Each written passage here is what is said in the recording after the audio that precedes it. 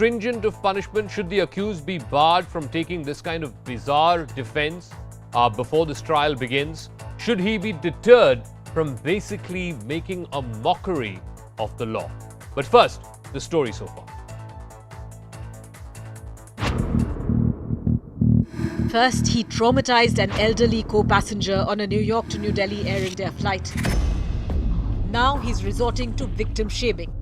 Sacked banking executive Shankar Mishra made some stunning claims in court. He alleged that the complainant urinated on herself because she suffered from some prostate issues like most Kathak dancers do. He also said that her seat was blocked, so he couldn't have gone to her, and that her seat could only have been approached from behind, so the urine couldn't have reached the front of the seat. Mishra also claimed that passengers sitting behind the woman didn't make any such complaint.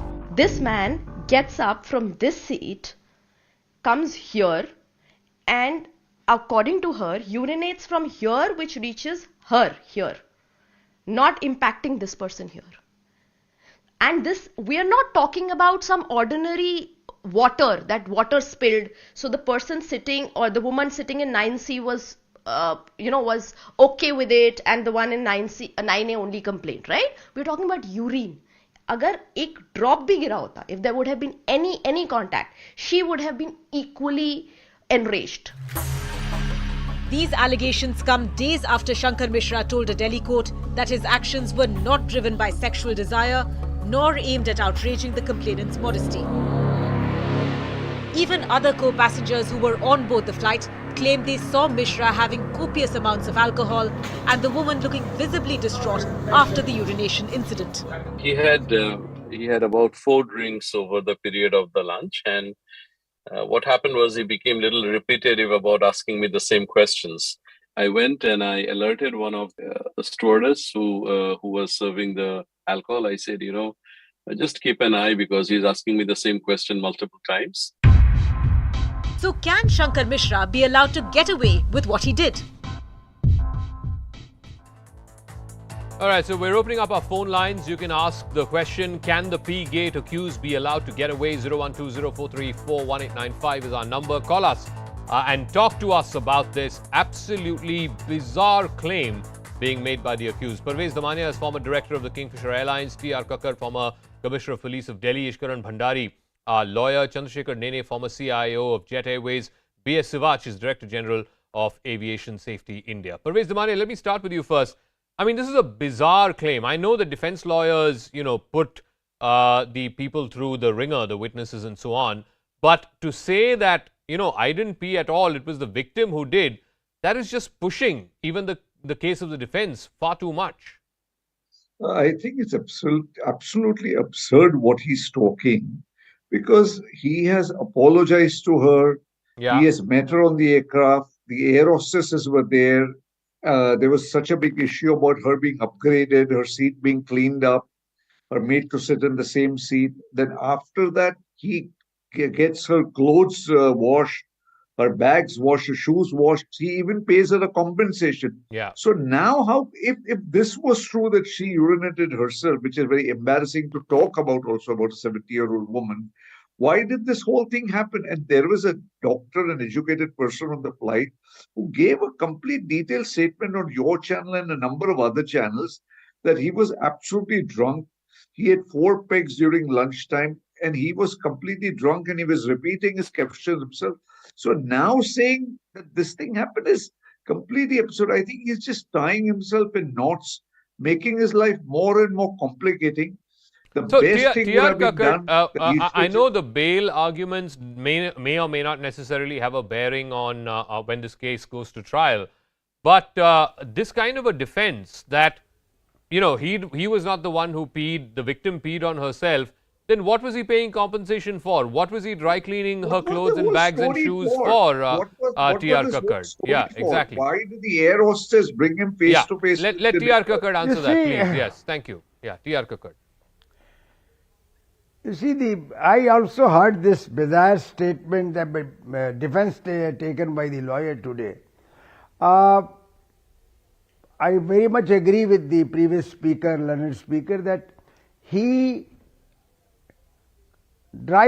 dry washed the clothes, the shoes, and he was he even made later on he paid about 15,000 rupees. This is why he tried to pay, which he did not accept. Yeah. Now, the question is, if this, accepting that this women, just for the sake of his this statement that the lawyer has made in this court.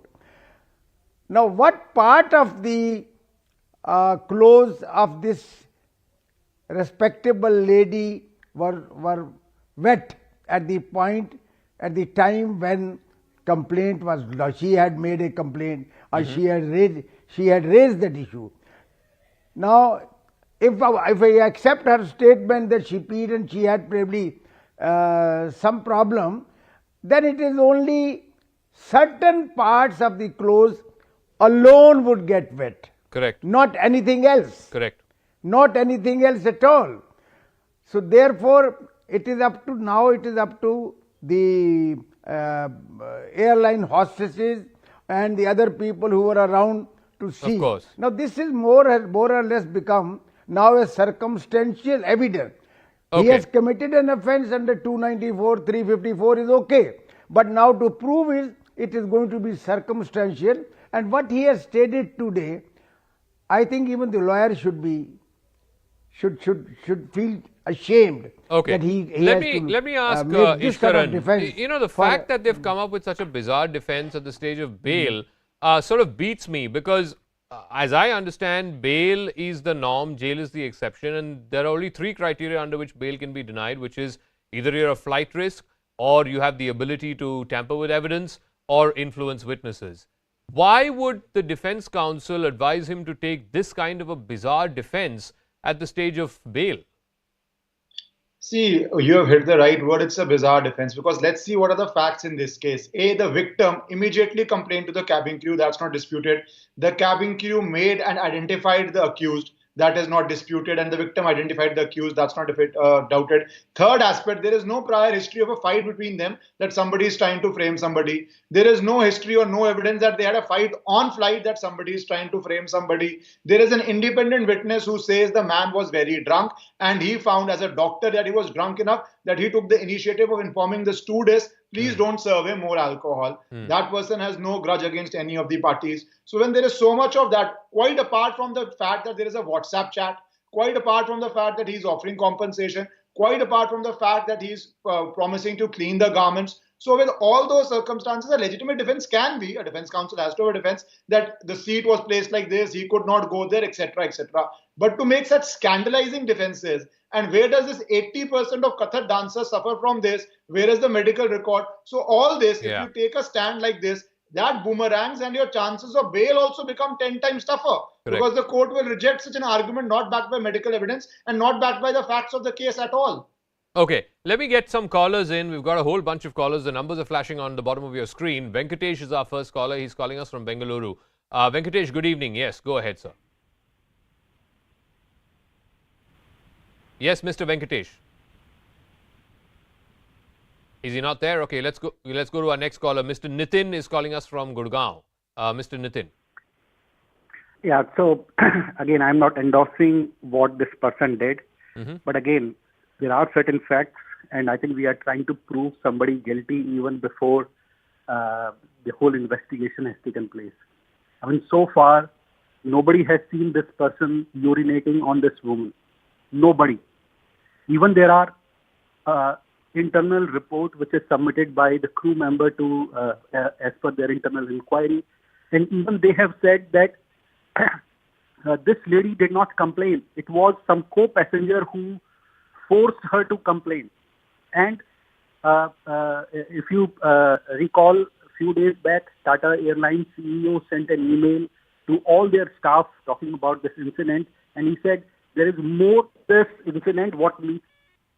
And finally, if this woman had to go through and suffer this incident, I just cannot believe that she comes out of plane and does not complain. I mean, she was okay when she came out. So I think you have to give some benefit of doubt to this person. He has already lost his job. So I think we should, instead of just keep on blaming this person, let him give a chance to All right, thank you for your call, Nitin. Let's get in our next caller. Lakshman is calling us from Gandhinagar in Gujarat. Lakshman, yes, good evening. Good evening, Zaka. I was just going to refer to the previous caller. I think he's ridiculous when he says that give this guy a chance. No. There was a person who complained that he urinated on her. That's an eyewitness, and that eyewitness is good enough to prosecute this guy. And I am ashamed at the defense lawyer for using such a stupid excuse as if he has never urinated on her. That is ridiculous. All right, it's Lakshman, thank you for outrageous. your call. Sandhya is calling us from Hyderabad. Sandhya, yes, good evening. Good evening, Zaka. See, the rich in India have a feeling they can get away with anything. This is another golden opportunity for the government to prove that the law is above everything. Okay, thank you for your call. Murli is calling us from Bengaluru. Hello, yeah, Yes. I am watching this program. What I believe is that we have to handle this in a more both sensitive as well as sensible way, and we should get both of them should get a fair trial, and then we have to take a conclusion, I believe. All right, Murli, thank you for your call. Anand from Bengaluru. Anand, Yeah, good evening. good evening. Basically, the whoever done this, the Air India problem, basically he is the main accused. Basically, he has not. He should have surrendered then and there in the airport that I have done something mistake. Now after 40 days, he is giving a proof and all this thing. That is not a good. All right, thank you for your call. Let me get Chandrasekhar Nene as well as B.S. Sivach into the conversation. Mr. Nene, one of the callers said, and I think this is going to be one of the things that the defense is going to rest on, that there were no eyewitnesses to this incident. Yes, the complainant did complain to the air hostesses right after the incident, but no one actually saw this happen. So whatever is going to be argued during the trial of this case is going to be based on circumstantial evidence. How much would that weaken or strengthen the accused case, the Shankar Mishra's case? Two important points here. The timing was midnight by any standards. So for the eyewitnesses to be awake and watching this thing would be minimal. That's point one. Point two, the lawyer's defense, if you see, it actually smells of is a pun here, but it smells of desperation. This is a desperate defense they are trying. They are trying to pin it on the woman herself, and a 70-year-old woman. They are hoping that out of modesty, she will just shut this whole case and forget about it. This is the mentality, the male chauvinist mentality of the lawyer and the person, Shankar Mishra. His WhatsApp are there. His compensation is there. Actually, that ties him to the crime. Why would he pay compensation if the woman did it herself? Does it make any sense? Correct. Nobody can sensibly defend this person. He thought he will get away with it, but unfortunately for him, now the whole country is coming down like a pile of bricks on him. All right. Mr. Sivach, you know, one of the points that the lawyer has made, and she's been saying this last week as well before his arrest, that there was a passenger in the seat 9C, which is the aisle seat, and of course this victim was in the seat 9A, the window seat.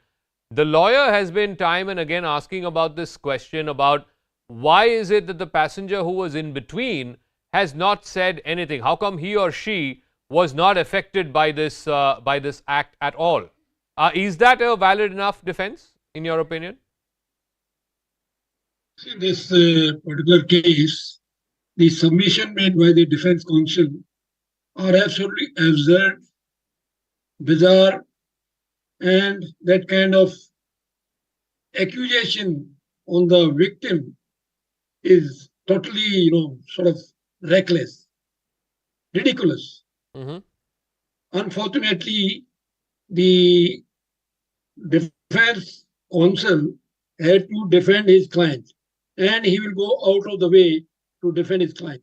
He must have tutored his client, and the lawyer very well knows that any statement made earlier or any admittance or acceptance of his crime, I'll call it, it will not be sort of influencing the judge unless there's a material evidence in terms of there should have been some kind of videography that somebody from the mobile would have taken. His statement must have been recorded. The statement of the co-passenger must have been recorded. So none of these things were done because of this lack of evidence. Now this lawyer is very well placed. He knows that that evidence will not be accepted in the court. Okay. It will not be admitted in the court. Parvez So he can make any kind Damania of wanted to make a point. Yeah, Parvez Damania, yeah. Zaka, Yeah. I just want to point out to you that a lot of business class seating arrangements are very different. Okay. If you remember right, the Jeter business class was an angular business class seating arrangements. So almost all seats have a certain way of access to the aisle. So one has to see what kind of seating arrangement, what this had. Aircrafts see, it's not like economic class, that's one standard. So sometimes all seats have access to aisle in the business class and they're at an angle. So it doesn't mean 100% the seat she was in, because it was 9A, there was no access to it. There must have been an access to it. See, nobody can bring the story to this level. Let's say, for argument's sake, the lady had a problem or a prostate problem. Why would she come out in the open and speak about it and talk about it just for the washroom and change and come? But this no and what was he, woman the point that you made in your first class. answer, what was he paying then for? What was he paying for the dry cleaning of the clothes? Exactly. Why would she make an issue? She doesn't know this man. Exactly. She doesn't have any grudge to bear with him. Yeah. Why would she make an issue? She would just All right, I've got a piece of breaking news also coming in. I've got callers on the line. Ishkaran also wants to make a point. Ishkaran, quickly, and then I'll go to the callers. Yeah. That's why I started by saying that there is no enmity between the victim and the accused.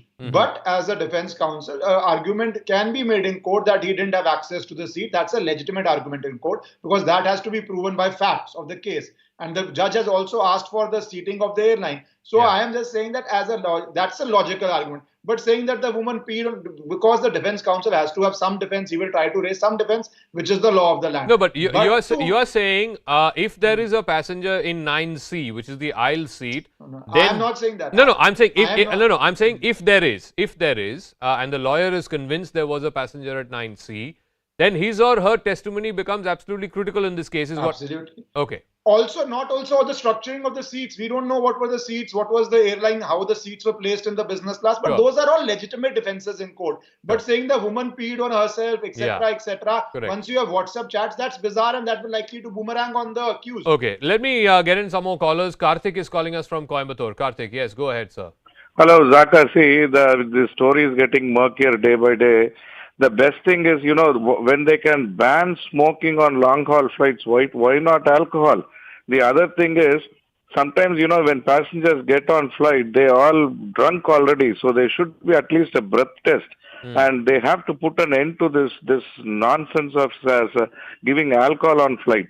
Okay, thank you for your call. Krishna is calling us from Hyderabad. Krishna. Yeah, thank you. There are 4 parties involved in the whole case. The accused, the complainant, the airlines, and the last is Wells Fargo who employed him. The first point we have to see is if this fellow has come with a fantastic argument, how is that Wells Fargo has so immediately gone into the job and terminated the services? Should we understand that they didn't conduct any primary inquiry to shun the fellow, their own employee, they don't come to the defense? Okay. I also worked in the public sector as a general manager. I know how we function. We try to protect the employee if there is a truth. Otherwise, we'll just serve him. Okay. So that is first part. Second part, to attempt to prove in a court of law in such cases exactly beyond reasonable doubt, it will be extremely Herculean task.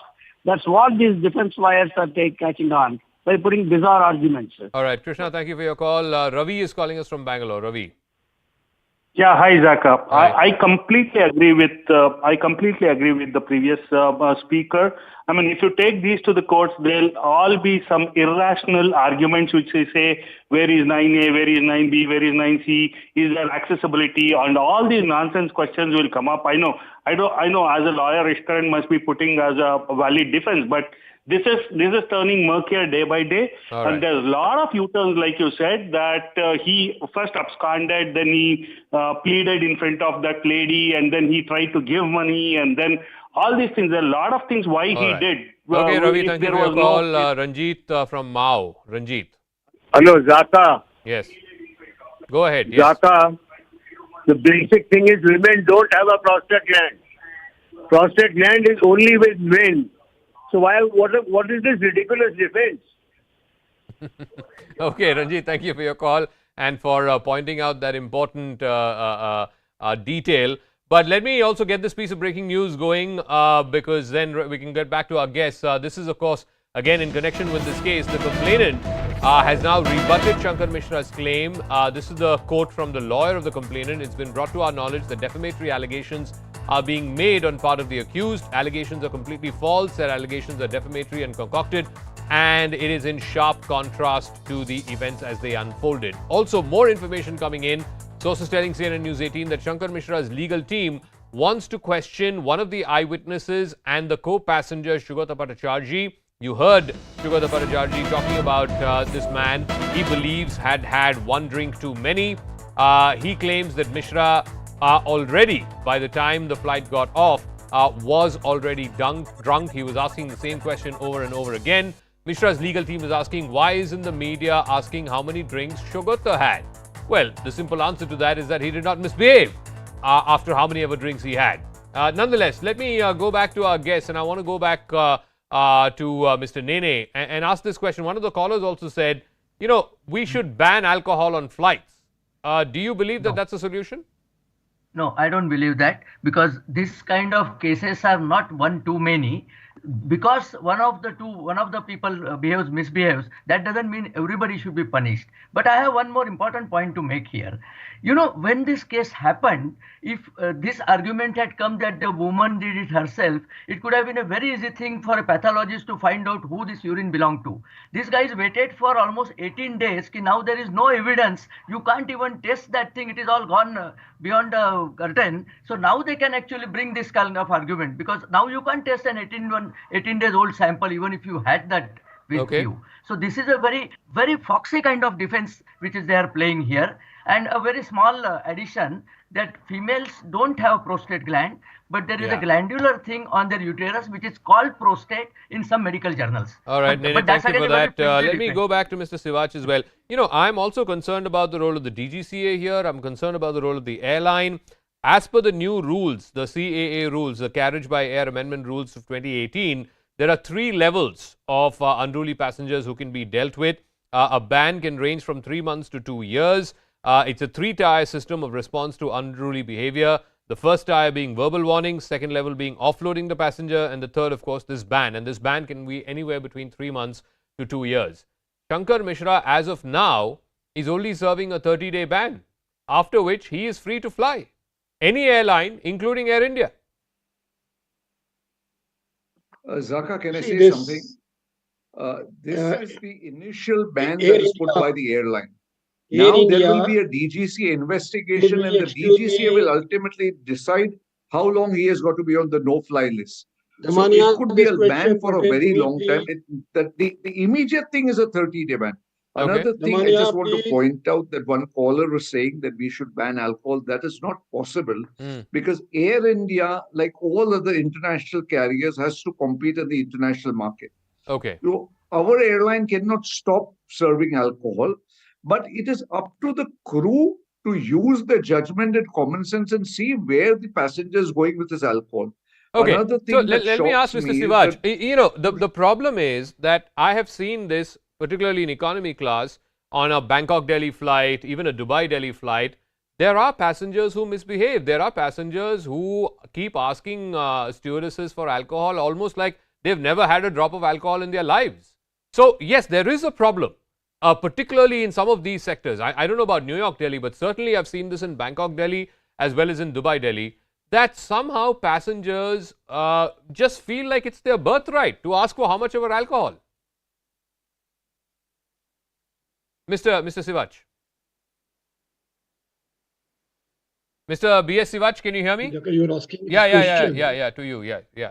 About the DGCA, you see, first of all, the fault lies with the airline, the flight crew, because these airlines are very conscious. Anybody will be conscious of the reputation. Correct. So they wanted to make sure that let's hush it up so that our reputation is not spoiled. They didn't realize that it will blow out of proportion once media gets a sniff of it. So that they never realize. So they try to make some kind of understanding, mutual agreement between the victim and the offender that sorted out, and they provided some kind of relief in terms of washing the seat, was giving her the change over clothing, etc. So that after that, everything was forgotten. They thought that things are over, it has been sorted out. No, that is not how airlines are supposed to respond. Airlines are supposed to file a report. They're supposed to file every incident that happens. Yes. Absolutely. And airline also maybe did not report to DGCA in time. Yes. If the DGCA does not get report, obviously DGCA cannot take any action. Okay. Let me ask Mr. Kakkad. No, Mr. Kakkad, the question is also asked, a lot of callers have been asking this question. What if something like, if not even something like this, an unruly passenger behaves in a bad fashion with let's say, person X or Y? What can that person do upon landing? Let's say even the airline crew is saying, Madam, maaf kar do, chhod do, kyun isko bada bana rahe ho, and all that.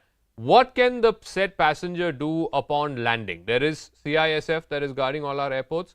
How can someone make a formal complaint even if the airline is not forthcoming? Look, when you fly in an Indian registered plane and you commit any sort of offense on that, maybe small little perjury, whatever is there, you committing offense on the land in India. Now let me take this case. There was some sort of misbehavior on part of this fellow. Altercation may have taken place. The airlines probably intervened and they tried to sort it out. Perfectly all right. But it was incumbent on the airline staff to come and report to the police station on landing at the airport to say that, look, this is what has happened and this is our report. Now, after that, it depends on the victim to say that, all right, this is the complaint with you, this is what has happened with me, I would like to lodge a complaint with you. Okay. So this is how exactly the things will proceed. And thereafter the police takes up and investigates whatever is there. All right. I'll give Ishkaran the final word. People have been arguing about this jurisdiction angle. I don't know how much it applies in this case. This was a flight from New York to Delhi. Presumably this happened right after takeoff, within an hour or so. Does the issue of jurisdiction arise? The IPC is very clear. If a vehicle is registered in India, a ship or an airline or an aircraft, which Air India presumably is, India will have jurisdiction. So I do not see this argument flying. The second aspect, we must pay attention on the pathetic behavior of the airline as well as the pilot, because the least that was expected, and it's come out that she wanted a seat, you should have upgraded her to a first class. Away from that, you gave her a small seat. So all that also needs to be gone in for safety of passengers. That was a basic minimum. Pilots, sometimes their friends, they upgrade them. And here a person is suffering such a traumatic experience and you are unwilling to upgrade that person. They also must be held accountable to a certain extent. No, absolutely. I agree with you. And to that extent, Air India has grounded the pilots as well as some of the cabin crew. So that is a welcome step forward. Why did it take them a month and a half? And the fact that it came out in the media, in the public domain, and thereafter they took action, that is something worth asking as well. So we'll leave it at that. Thank you very much to all our guests. Like I said, maybe Shankar Mishra was told by his lawyers to take this defense, but this defense, I don't see any way how this will help Shankar Mishra in court. We'll see how this story progresses, because, mind you, how this case progresses will have a bearing on future cases as well, dealing with unruly passengers on flights. We're going to take a quick break. When we come back on the other side, we'll tell you why some folks within the Lingayat community in Karnataka are once again protesting against the Bommai government there, this time right outside the Chief Minister's residence in his home district. Details right on the other side.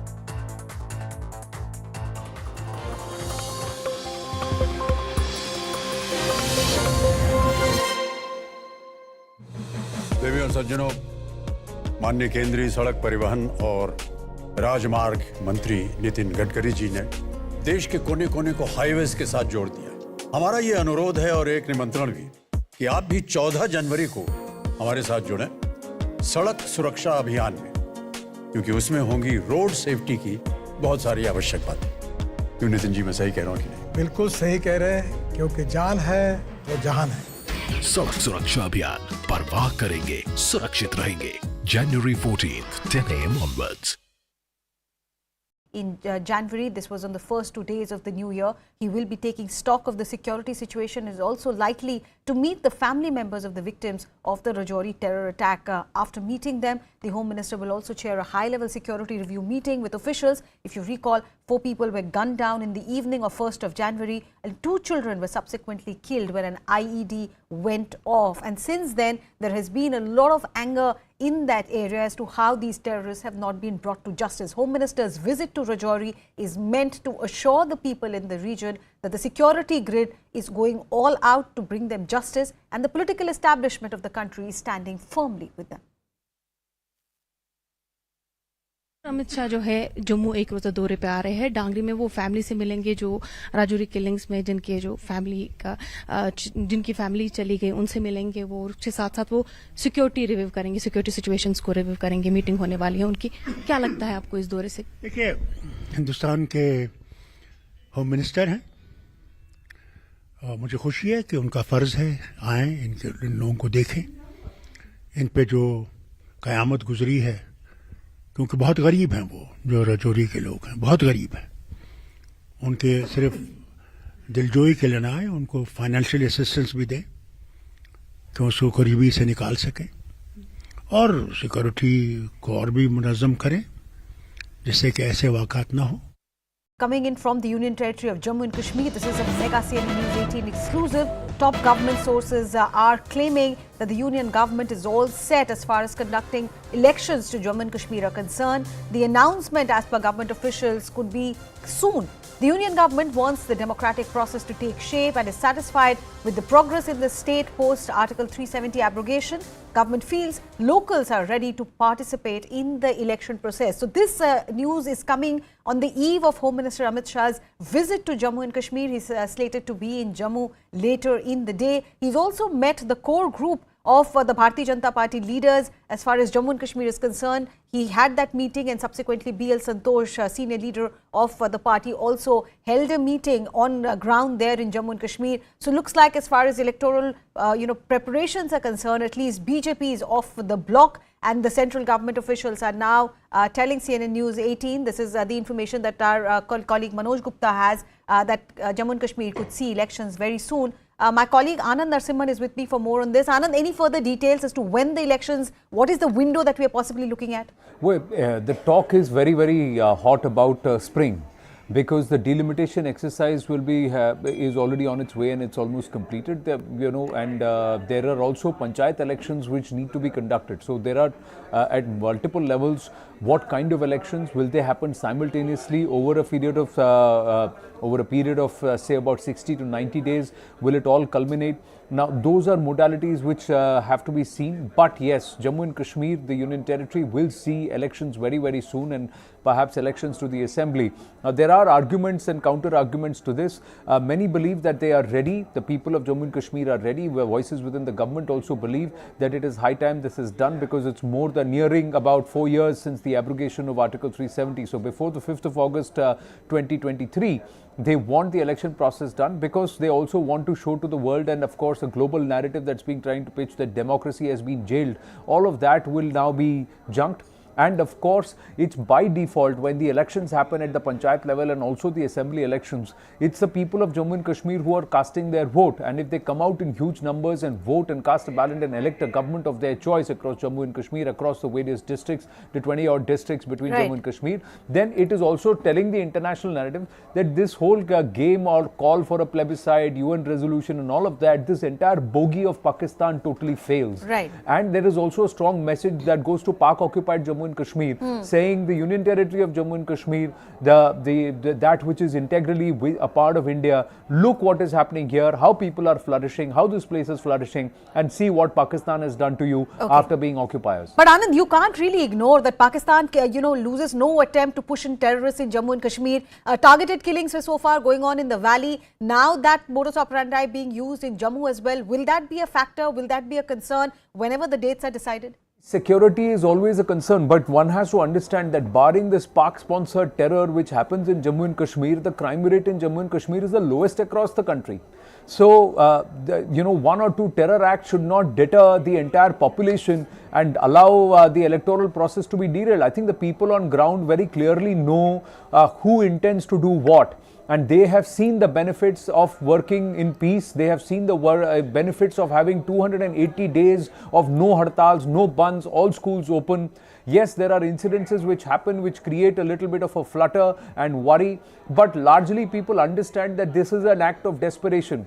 The number of attacks have come down. The total number of commanders that have been neutralized, 53 or 57 out of the 186 were all commanders of various tanzeems. So these tanzeems are also now headless, and more people are realizing that the more there is work, flourishing and opportunity to earn, opportunity to get a life of respect and sensibility, people will opt for that. And that's something which the government believes the people of Jammu and Kashmir now have to choose. See, the moment you give the power to the people and say that, listen, we want the elections to be conducted for you, you have to decide whether you want it or not, you would see the support for these elements also coming down, the humant going up, and of course the neutralization.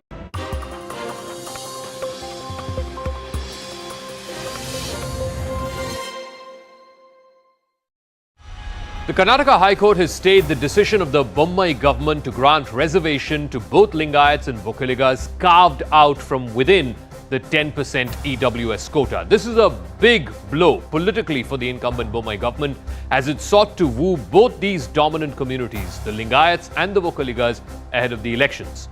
The Panchamshali Lingayats, who are a subsect of the Lingayats, have been protesting, and that too in the Chief Minister's hometown. They want this reservation, the old system whereby they qualified for 15% reservation under the OBC quota. They want that to be restored. But there is a larger question that's being asked.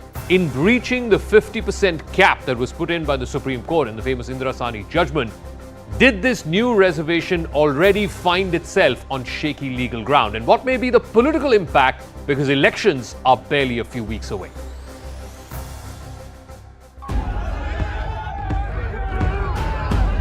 Panchamishali Lingayats protesting outside Karnataka Chief Minister Basavaraj Bommai's residence in Shigaon. They are upping the ante after the High Court stayed the government's move to create two new categories of reservation for the Vokkaliga and Lingayat communities. Panchamishali Lingayats are a subcaste of the dominant Veerashaiva Lingayat community.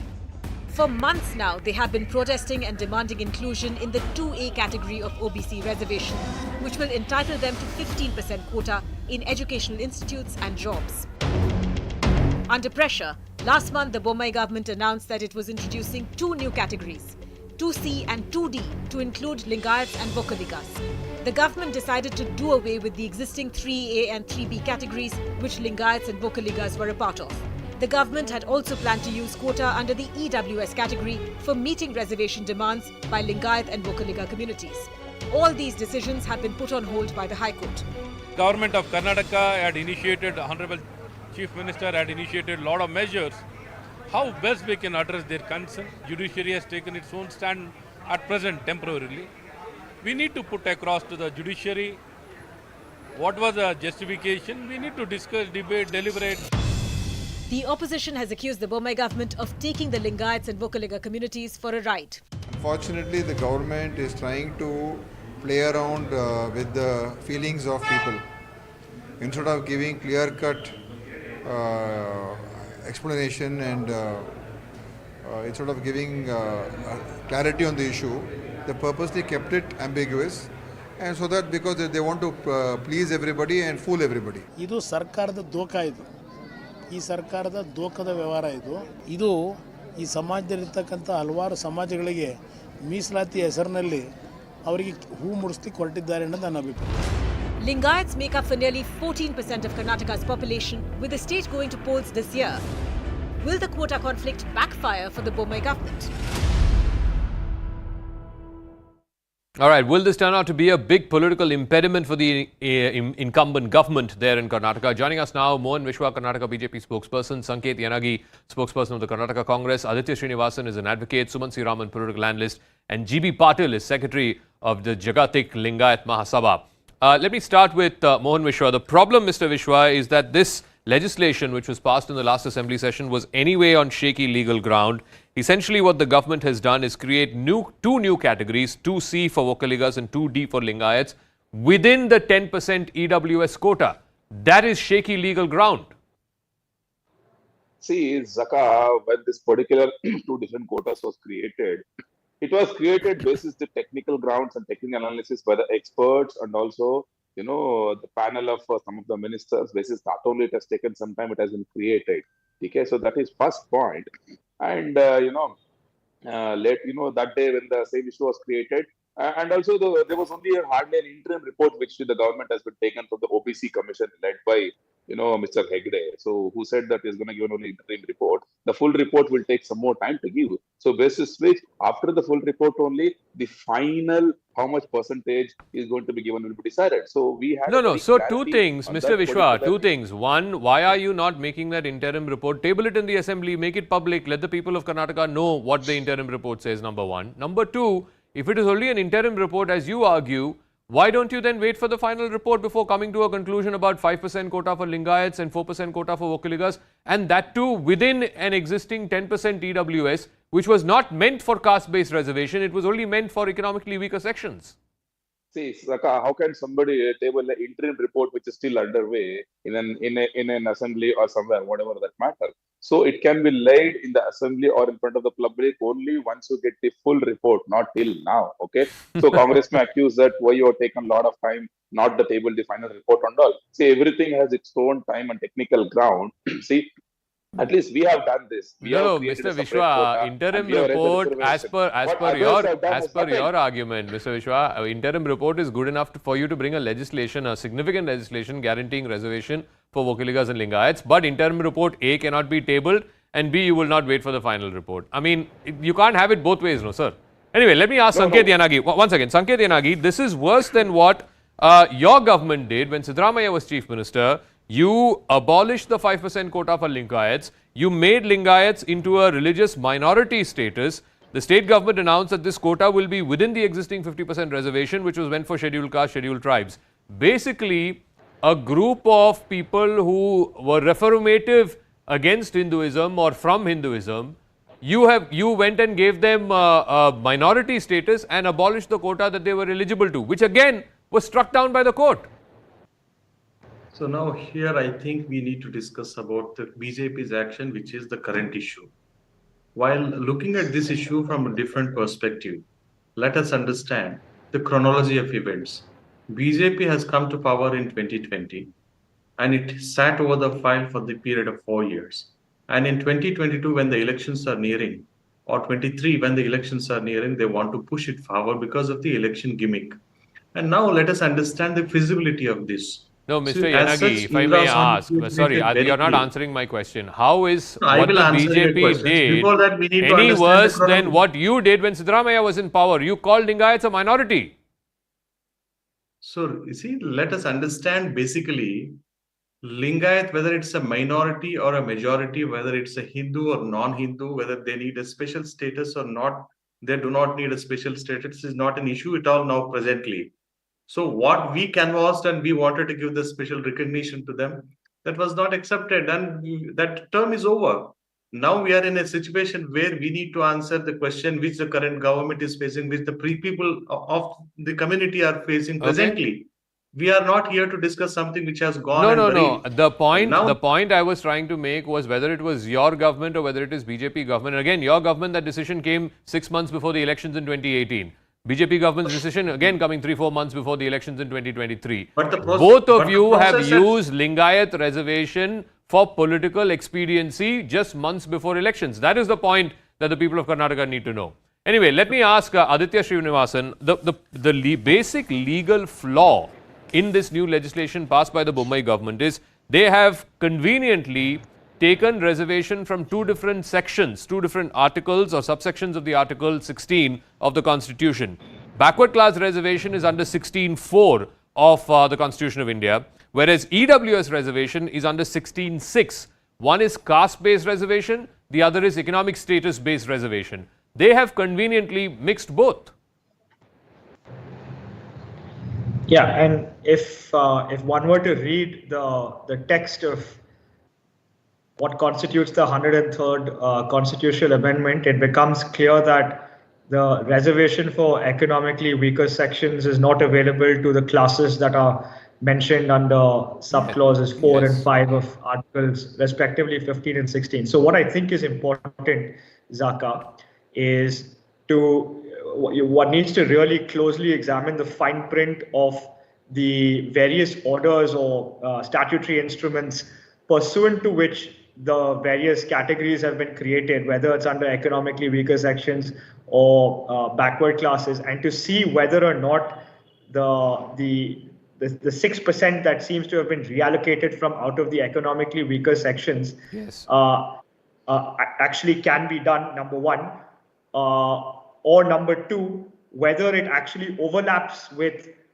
whether the beneficiaries of this reallotment, so to speak, overlaps with the categories or the classes that are covered under subclauses 4 and 5. Now, you're correct that the Karnataka government appears to have suffered a setback in the Karnataka High Court today, but given how much of a hotbed issue reservations is, I really wouldn't be surprised if within the first few days of next week, the matter is appealed before the Supreme Court and the Okay, stage, as of now, the High Court has, I think the next hearing, the changes. date that the High Court has given is 30th of this month. I do not expect That's correct, that before the model code, before the model code, which is likely to come sometime in February or March, I suspect that this issue will not get resolved legally. But let me ask GB Patil, who represents the Lingayat community. It's very, very clear that as per the Constitution, Article 15.6 and 16.6, which provides for EWS reservation, has specifically excluded certain backward classes. Vokkaligas and Lingayats were not part of this EWS. To carve out a separate quota within EWS for Lingayats and Vokkaligas who are not recognized by the Backward Classes Commission or recognized in these articles of the Constitution, that was patently unconstitutional. It was a political move. It was an expedient move. It was not legally sound, and now the High Court has put a stay on it. Mr. Patil. ಶರಣಾರ್ಥಿ ಎಲ್ಲರಿಗೂ. Basically, Mr. Bommai is having a legal team along with him. There is a big department, legal department. I am afraid nobody knows about this. Is EWS cannot be divided. It is based on certain Article 16.5 and 15.6. So how they can divide this? It's unconstitutional. Is it not? Nobody knows about this. It's actually is a ploy, to fool the Lingayats, to fool this Panchamsali community. It's a gimmick. He doesn't want to give a reservation to anybody. He just go on pulling this for his election. Today he is going to give some reservation to some section, and tomorrow he will ask somebody to go to the court and get a stay and on all that. So it's actually gimmick. It's a political gimmick. No, but Mr. Patil, questions are also being asked. In Karnataka. Mr. Patil, once again, questions are also being asked about the Panchamshali Lingayats. Now, they had reservation under the broader category of 15% under OBC. That was changed. Like I said, first Siddaramaiah government changed it, gave it minority status, gave it 5% quota. That was changed again. It was struck down by the court. Now, Mr. Bommai's government is giving 5% under the EWS quota. What is it that the Panchamshali Lingayats want? No, they wanted reservations in 2A category. That is 2A category is already having around 107 costs, 207 costs. Of that, if they wanted something for their own, the others will object. It is known to him. It is out of 207 costs, he has categorized 5 divisions: 2A, 2B, 3B, 3A, 3B, and all these things. Earlier, it was given to Lingayats have been categorized as 3B. They were on 5%. Yeah. And Panchamsalis were in that. And now they wanted to shift from 3B to 2A, where is larger 12% reservation. 16% reservation is there. Okay. No, so Sumant Raman, without getting into the legalese of it, I think the more important thing and the more consequential thing will be about the political impact. Will this have any ice in terms of the government's outreach to the Lingayats and the Vokkaligas, or will they see through this move? Because now that the court has put a stay, I highly suspect whether there will be a final decision one way or the other, either by the Karnataka High Court or by the Supreme Court for that matter, before the Model Code of Conduct comes into play. So how may this affect the Bommai government politically?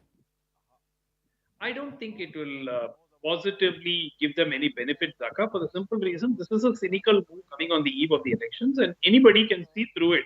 Just like the Siddaramaiah government at that point of time in 2018 tried a similar kind of a move months before the election. Now Mr. Bommai is trying the same thing.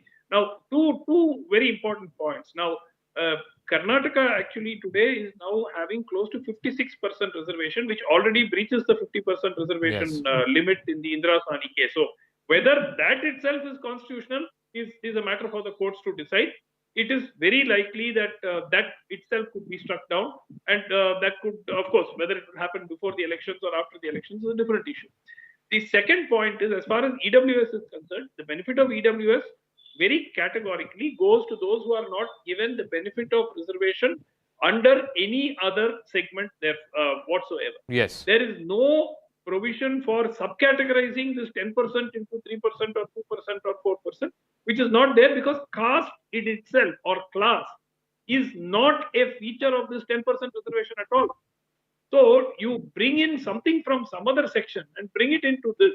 I don't think that this will stand. But more pertinently, Zaka, I think that the fact it is being done 3 months before an election, I think it sort of speaks of the desperation that the BJP now, like I said, I don't know if it is any more better or worse than what Mr. Siddaramaiah did in the last 3 months of his government. But be that as it may, let me ask Mr. Mohan Vishwa this. Forget about the legalese. You know, many people won't even understand the legalese. But the political thing that has upset the Lingayats, Mr. Mohan Vishwa, of course, their tallest leader, Mr. Yediyurappa, got changed. Yes, another Lingayat leader has been made Chief Minister. But at the same time, they have concerns over, some of their history being misrepresented in the textbooks. They have concerns over some of their seers. I think one of them even openly came out and said that they are being asked for commission. These are the larger concerns that the community has. Reservation is an issue. No one is saying it's not an issue. But there are other pressing concerns as well. See, Zaka, as far as rereading the right writing of history is concerned, nothing has been rewritten. Okay, later it has been clarified by the Education Minister. And as far as the 40% of that seer, he himself has later withdrawn his statement. He has clearly told that. So these two issues will never arise over here. And as far as Lingayats are concerned, our government have done a lot, especially Mr. B.S. Yediyurappa, who is a tall Lingayat leader, who was responsible for bringing BJP government for the first time in the state of Karnataka. And also Mr. Bommai, who is from the same Lingayat community, is continuing the same.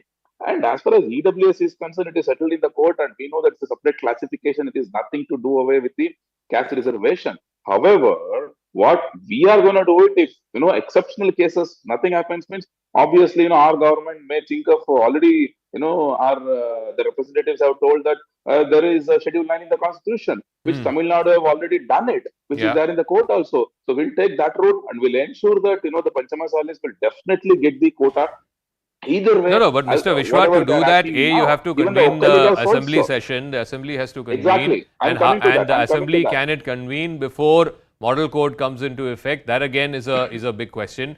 The time that is there, you barely maybe have about 15 to 20 days before the assembly needs to be convened, if at all that is the route that the state government is going to take. But Sanket Yanagi, I'm coming back to this larger question, and I think this is where the Congress is also being too clever by half.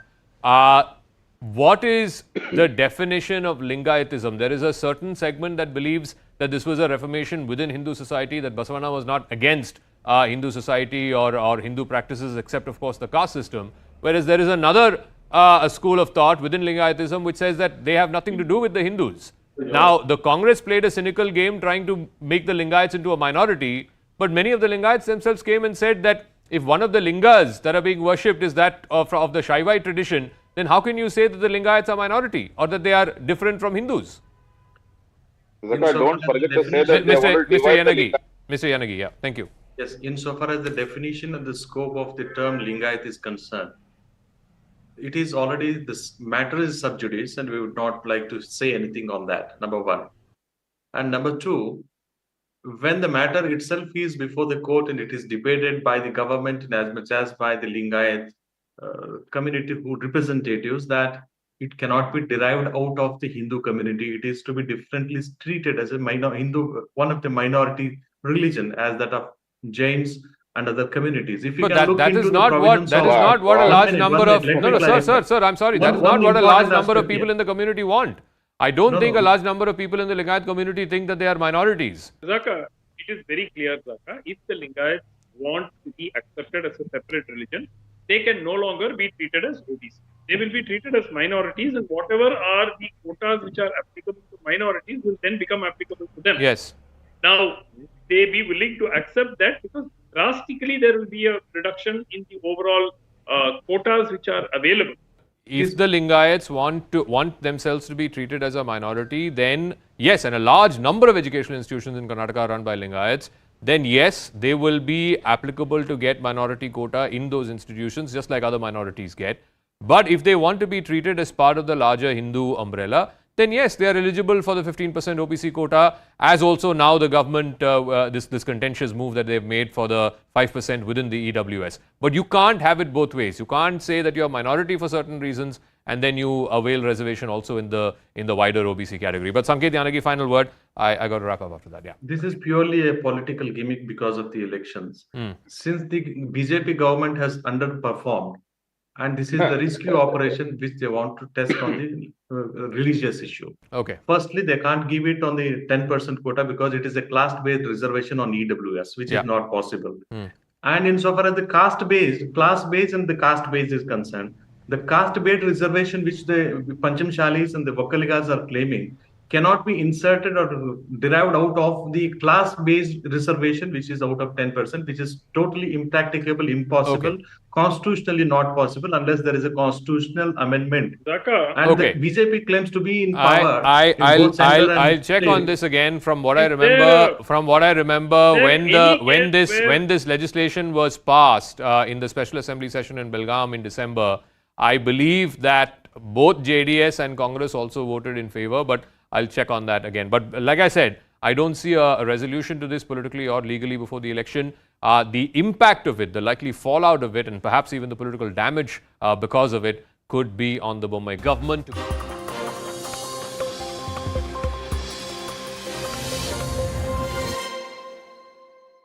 Being sent across from Pakistan also going down. And then, of course, if the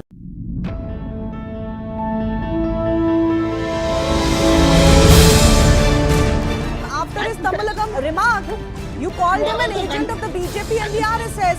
You said he should go and do what he's doing from the BJP headquarters. You say everything you want to say, yet you want to act like you are not being abrasive.